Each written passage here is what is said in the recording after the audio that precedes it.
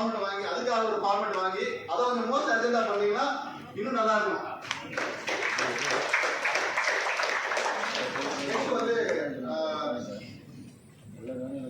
Next வந்து survey course போறது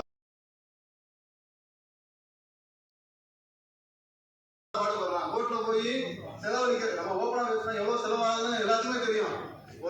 ஒரு செக்ஷன் வந்து அது எவ்வளவு கஷ்டமான செக்ஷன்ங்கிறது எப்படி கேட்கிறோம் நம்ம என்கோர்ஸ்மெண்ட் எவ்வளவு இருக்கு, கோர்ட் கேஸ் எவ்வளவு இருக்கு, கேஸ் என்கோர்ஸ்மெண்ட் எவ்வளவு இருக்குன்னு கேட்டு தான் அந்த செக்ஷனோட வேல்யூவை நம்ம டிசைட் பண்றோம். அது வந்து எல்லா போர்டும் வந்து ஏக்கு தான் வருது.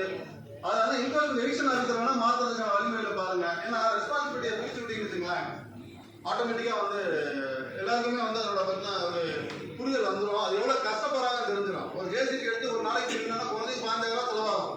அந்த போலீஸை கூப்பிட்டு வரதுக்கு எவ்வளவு செலவாகும் எல்லாத்தையும் தெரியும். அது போல யார் போடணும் இருக்கு என்கோர்ஸ்மெண்ட் எவிக்ஷன் ஆஃபீஸர் இந்த பெரிய பதவி இருக்காருல்ல அவர் தான் மன்னமா இருக்கு. அதுல மட்டும் தான் அவங்க பெரிய பதவியை கொடுத்துருக்காங்க. அதை வந்து ஆக்சுவலா ஆக்டை வந்து கண்டிப்பா அந்த ஆக்டை வந்து ரிவைஸ் பண்ண வேண்டி இருக்கு. எவிக்ஷன் ஆஃபீஸர் ஆக்ட் அந்த வாட்டர் பாடி என்ஃபோர்ஸ்மெண்ட் ஆக்ட் 2007 இருக்குல்ல அது கண்டிப்பா டிபார்ட்மெண்ட் பார்க்கணும்.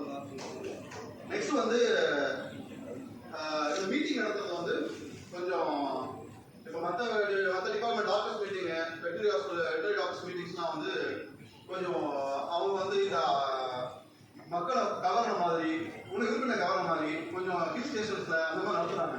இதுல வந்து சிரிக்கிறதுலாம் ஒன்றும் இல்லை. ஏன்னா மக்களை எப்படியாவது கூப்பிட்டு வரணும்ல. அந்த நான் வரும்போது முதல் வருஷம் நான் வரும்போது என் கூட வந்த உறுப்பினர்கள் யாரும் இப்ப வரல. என்னோட ஜூனியர்ஸ் தான் வர்றாங்க. என்னோட ஜூனியர்ஸ் தான் வராங்க. நான் டிபார்ட்மெண்ட் தங்கி 10 வருஷம் ஆச்சு. அவங்க யாரும் வரல. ஏன்னா அவங்களாம் ஒண்ணு அவங்களோட தேவைகள் முடிஞ்சிருச்சு. அவங்க ஏஎஸ் ஆயிட்டாங்க,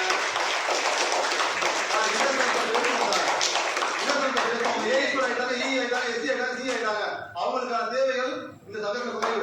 தேவைகளோட உண்மையாவே அவங்களோட குறைபாடுகளை சொல்றதுக்கு அவங்க வந்து அவங்களுக்கு குறைகள் அதிகமா இல்லைன்னு நினைக்கிறேன். ஏன்னா அவங்க வரல.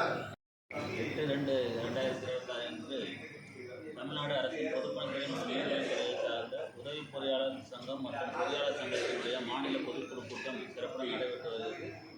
இந்த கூட்டத்தில் தமிழ்நாட்டிலிருந்து அனைத்து கிளைகளிலிருந்து ஒரு 500க்கும் மேற்பட்ட பொறியாளர்கள் கலந்து கொண்டு அவங்களுடைய கலந்து அந்த கூட்டத்தை சிறப்பிச்சிருக்காங்க. இந்த கூட்டத்தோட முக்கியமான கோரிக்கை எங்களோடது என்னன்னா, 7வது ஊதியக்குழு ஊதியம் வந்து பொறியாளர்களுக்கு இன்று வரை அமல்படுத்தப்படாமல் இருக்கிறது தான். 6வது ஊதியக்குழு ஊதியத்தை வந்து கலைஞர் ஆட்சியில் தந்த போதும் இந்த ஆட்சிக்கு அமையம் இருக்கும்போது நாங்கள் அது எங்களுக்கு குறைக்கப்பட்ட போது இந்த ஊதியத்தை நாங்கள் மீண்டும் நிலைநிறுத்தி தருவோம்னு கடந்த தேர்தலில் இவங்க வாக்குறுதி அளித்ததும் அது இன்னவரை நிறைவேற்றப்படாமல் இருக்கிறது வலியுறுத்தி தான் இந்த கூட்டத்தில் பல்வேறு தீர்மானங்கள் நிறைவேற்றியிருக்கோம். நாங்கள் இந்த கோரிக்கையை வலியுறுத்தி நாங்கள் லீகலாக டிபெண்ட் பண்ணி போகும்போது கோர்ட்டில் எங்களுக்கு உரிய தீர்ப்பு வழங்கப்பட்ட போதும் நீதித்துறை வந்து கொஞ்சமும் செவி சாய்க்காமல் அந்த பழைய தடை செய்யப்பட்ட ஆணையை திரும்பவும் அமல்படுத்துறதுனால எங்கள் பொறியாளர்கள் வந்து மாதந்தோறும் வாங்கிட்டு இருக்கிற ஊதியத்தில் 20,000 இழப்பீடு செய்யவும் இந்த தீர்ப்புக்கு மாறா நிதித்துறை செயல்படுறதுனால வாங்கிட்டு இருக்கிற ஊதியத்திலே மேலும் ஒரு 10,000 இழக்கிற சூழலில் இருக்கிறாங்க. கிட்டத்தட்ட ஒரு 30,000க்கு மேலே ஒரு பொறியாளருக்கு இழப்பு இருக்கிற மாதிரி இருக்குது. இந்த கோரிக்கையை கடந்த 4 ஆண்டு காலமாக நாங்களும் ஆட்சி அமைப்பு கிட்ட பல்வேறு வகையில் வலியுறுத்தியும் கூட இந்த நிதித்துறை என்ற அதிகார அமைப்பு அதை செயல்படுத்த விடாமல் பொறியாளர்கள் மீது ஒரு ப்ரொஃபஷனல் அன்டச்சபிலிட்டியவே கடைபிடிச்சிக்கிட்டு இருக்காங்க. இந்த கோரிக்கையை வலியுறுத்தி பலவிதமான போராட்டங்களை நாங்கள் முன்னெடுத்த போதும் அதற்கு செவிசாய்க்கவே இல்லை இந்த நிதித்துறை. ஏன்னா நீதிமன்ற ஆணையிட்ட பிறகும் இதை செயல்படுத்தாமல் தடுத்துக்கிட்டே இருக்கிறாங்க. அவங்க இதை வந்து கேள்வி கேட்கவும் முடியும் பதில் இது ஆட்சி அமைப்பை தாண்டி அரசியல் அமைப்பையும் தாண்டி இந்த அதிகாரம் நிதித்துறையோட அதிகார அமைப்பு செயல்படுறது மக்களாட்சியோட தத்துவத்தையே கேள்விக்குறையாக்குறதா இருக்குது. நீதிமன்றம் தான் மக்களாட்சி தத்துவத்தோட ஒரு பெரிய பாதுகாவலன்னு சொல்கிறோம். அந்த பாதுகாவலன் எங்களுக்கு வழங்கிய ஆணையை கூட இவங்க மறுத்து செயல்படுத்த மாட்டேன்னாங்கன்னா நீதித்துறை வந்து நீதித்துறையவே கேள்வி கேட்குற அளவுக்கு இருக்குது.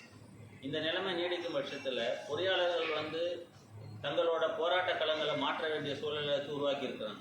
அதன் அடிப்படையில் தான் இப்போது 29 போன மாதம் 29ஆம் தேதி வாயில் முழக்க போராட்டமாக ஒரு எச்சரிக்கையான ஒரு மணியை நாங்கள் அறிவித்தோம்.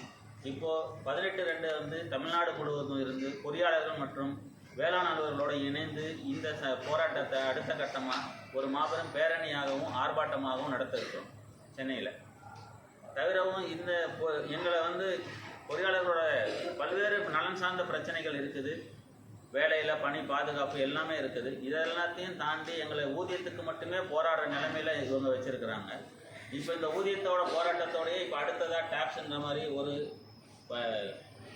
ஓய்வூதிய பலனை நோக்கிய ஒரு போராட்டமே இருக்குது. பழைய ஓய்வூதிய திட்டத்தை நாங்கள் மறுபடியும் கேட்டுட்டு இருக்கிறோம். புதுசாக ஒரு டேக்ஸ்னு ஒரு ஸ்கீமை கொடுத்துருக்குறாங்க. அதில் இருக்க சாதக பாதகங்களை ஆராய்ஞ்சு அதை மறுபடியும் ரீடிஃபைன் பண்ணுறோன்னு முதலமைச்சரும் சொல்லியிருக்காங்க. தவிரவும் அதற்கு பதிலாக இவங்க ஒரு புது கமிட்டியை ஆராய்ச்சி இதெல்லாம் செய்கிறதுக்கு பதிலாக பழைய ஓய்வூதிய திட்டத்தையே நிரூபிச்சிட்டாங்கன்னா பொறியாளர்கள் உட்பட வேளாண் அனைத்து அரசு துறை அலுவலர்களும் ஒரு மகிழ்ச்சிக்குரியதாக இருக்கும். அவங்க வாழ்வில் இவங்க சொன்ன விடியல் செய்கின்றது நிகழ்ந்ததாக இருக்கும். இது குறித்து யாரையா பார்த்து பேசுறீங்களா? இது குறித்து நான் மறுபடியும் முதல்ல உங்கள்கிட்ட சொன்னது தான், ஆட்சி அமைப்பை நோக்கி நாங்கள் பலவிதமான போராட்டங்கள் கோரிக்கை மனுக்கள் கொடுத்த போது அவங்க செவி சாய்க்கிறாங்க.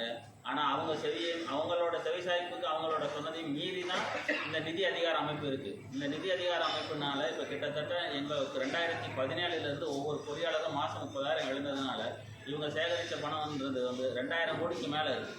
இப்போ நாங்கள் நிதி கோர்ட் எங்களுக்கு ஃபேவராக ஆர்டர் கொடுக்கும்போது கோர்ட்டில் இவங்களுக்கு இவ்வளோ பெரிய பேர்டனில் இவ்வளோ பெரிய பணம் கொடுக்க வேண்டியிருக்குன்னு அதை ப்ரொஜெக்ட் பண்ணுறாங்க.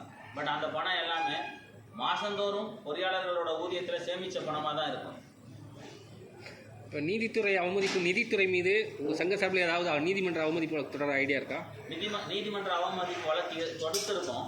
நீதிமன்ற அவமதிப்பு வழக்கு தொடுத்திருந்தாலும் நான் சொன்ன இந்த financial burden to the government அப்படின்ற ஒரு தவறான ஒரு முன்னுதாரணத்தை நீதி கோர்ட்லேயும் அவங்க சொல்லி அந்த வழக்குகளை எளிதில் விசாரணைக்கு கொண்டு வராமல் தடுக்கிறதுக்கான பேக்ரவுண்ட் லாபி எல்லாத்தையுமே ஃபைனான்ஸ் பண்ணுறாங்க. அதனால் கோர்ட்லேயும் வழக்கு நிலுவையில் இருந்துகிட்டே இருக்குது. இப்போ இந்த வழக்கு நிலுவையில் இருக்கிறதுனால ஓய்வு பெறக்கூடிய பொறியாளர்களும் பதவி உயர்வில் வந்த பொறியாளர்களும் இப்போ சமீபத்தில் ஒரு 6 மாதத்துக்கு மேலே சம்பளம் வாங்காத நிலையில ரொம்ப சிரமத்துக்கு உள்ளானதாக இருக்குது. ஓய்வு பெற்றவர்கள் கிட்டத்தட்ட 15 லட்சம் பணத்தை ரெக்கவரி கட்டுறதுனால அவங்க ஓய்வு பெற சூழ்நிலையே கேள்விக்குறியாக இருக்குது. அடுத்த கட்டமாக அரசனுடைய மறுபடியும் இந்த அதிகாரத்தை மீறி அரசு செயல்படுத்தணும் அப்படின்றதுக்காக வலியுறுத்தி நாங்கள் மாபெரும் பேரணியை 18ஆம் தேதி நடத்த இருக்கிறோம். அதற்கு செவி சாய்க்கலன்னா தான் அந்த தமிழ்நாடு பொறியாளர் அமைப்பின் சார்பாக அடுத்த கட்ட நடவடிக்கை சேர்ந்து. என் பெயர் தனசேகரன், பொறியாளர் சங்கத்தினுடைய பொதுச் செயலாளர், தமிழ்நாடு பொதுப்பணித்துறை மற்றும் நீர்வளத்துறை. பக்கத்தில் உள்ள கொஞ்சம் அப்படியே அறிமுகம் சார் தலைவர் பொறியாளர் சங்கம் தமிழ்நாடு பொதுப்பணித்துறை மற்றும் நீர்வளத்துறை. இவர் பொதுச் செயலாளர் உதவி பொறியாளர் சங்கம் தமிழ்நாடு பொதுப்பணித்துறை மற்றும் நீர்வளத்துறை. சார் ஏதாவது பேச